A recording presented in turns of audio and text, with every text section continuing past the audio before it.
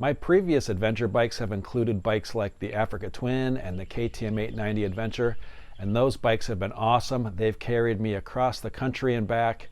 I've ridden the Transamerica Trail on them and some other routes, and they've been fantastic. But the problem with those bikes for me, as I am now in my mid-50s, there have been situations where I cannot pick them up by myself, especially if they're loaded. So I bought this KLX 300 behind me because I wanted a lighter weight bike that I could use for some adventure riding.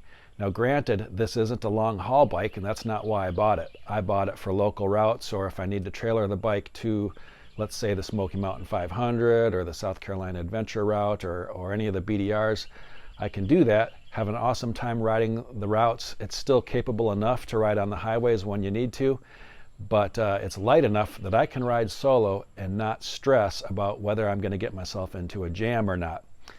So I'm going to show you today what I've done to outfit this KLX 300 for adventure riding.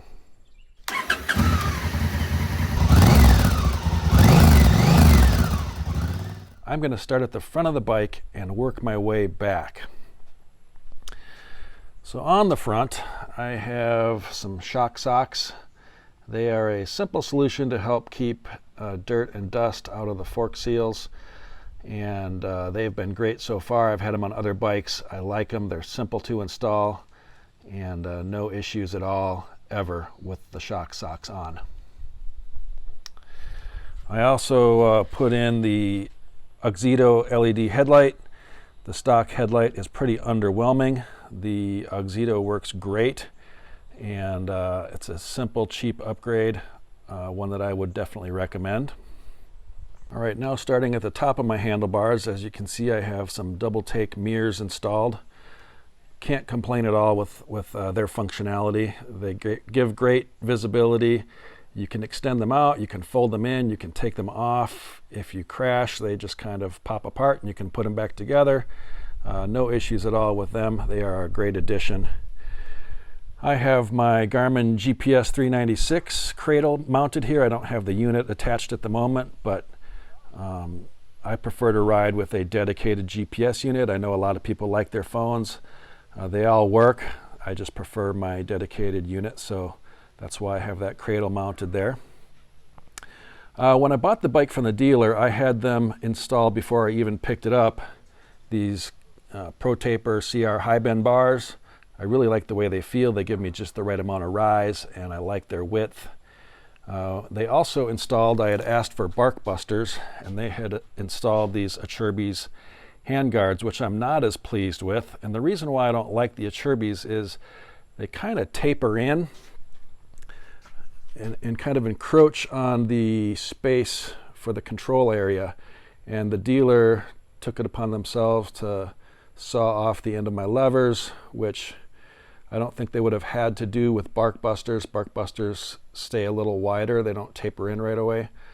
But, you know, so be it. What I ended up doing was putting a couple of washers in to give them a little bit more width so that I could fit my hands on the bars with my heavy gloved hands in cold weather. I also like using this throttle lock. There are a lot of throttle locks like it. You can get them on Amazon. And that also eats up space in the control area, of course. So I want as much width as I can have in the control area for my adventure rides. And since I'm right here and they're in the field of view, you can see that I've got Oxford heated grips on. They are the Sport model, I believe. Super easy install, and they work really well. They don't draw a lot of power, and one of the things I like about the Oxfords is that they will shut themselves off when they sense that the bike has been turned off. So that was a selling point for me with the Oxfords.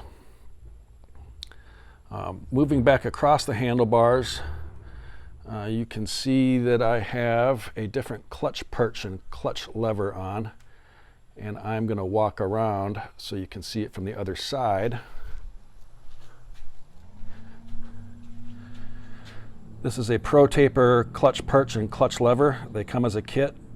Also very easy to install, and I love this lever.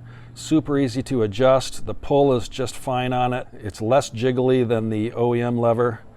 I have a feeling this lever is going to last the life of my bike. Moving back on the bike a little bit, I have IMS foot pegs. The stock foot pegs are really narrow and just uncomfortable if you need to stand for any period of time at all.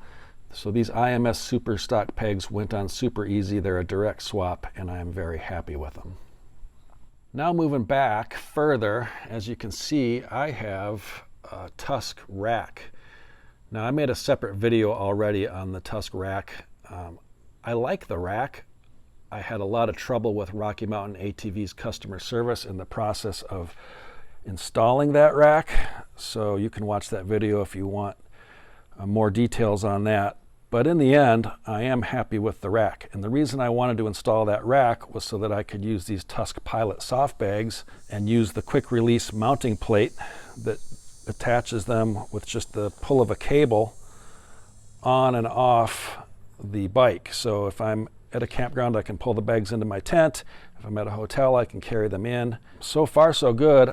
It's been super hot here, and I was out of town for a few months, so I haven't actually taken these bags camping yet, but when I do, I will give a full review on them. But the one thing that I don't like about these bags so far is that with the quick release plates, they're pretty darn heavy. 16 pounds. I just weighed them before I came out to do this video.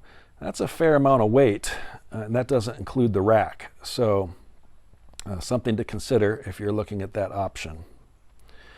But the top rack on here is also a Tusk top rack, and I bolted this Nanuk 918 case onto the top rack to use as a top case. And then on top of the Nanuk case, I have a Rotopax. Ideally, I would love a larger tank, but the only tank that's available right now that I'm aware of for this bike is a 2.7 gallon tank, which only adds 7/10 of a gallon, and it's like something close to $400 or something for that, and to me it's just not worth the price. So therefore, I am happy to just carry around a Rotopax for those times when I might need the extra range. And there is one other modification that I skipped over, and that is my Ricochet skid plate. Super easy install. I also made a video on that, and no complaints at all. I got the black to match the black bike, and I think it looks great. And it is solid. It offers way, way more protection than the stock skid plate. So that is one of the essential upgrades in my opinion. The only other modification I've really done on this bike so far, there is an airbox drain that when you get the bike hangs way down below the swing arm and is likely to get ripped off the first time you even put it up on a lift or hit a rock or a log or something. So I just trimmed the hose and moved that drain container up higher and zip tied it, drilled a little hole in that back mud guard there and just zip tied it in place, and so far it's been holding just fine. No issues, and it's not likely to get ripped off there. I don't know why they had it dangling down below the bike. That just seems like a recipe for disaster. So that's everything I've done with my adventure build.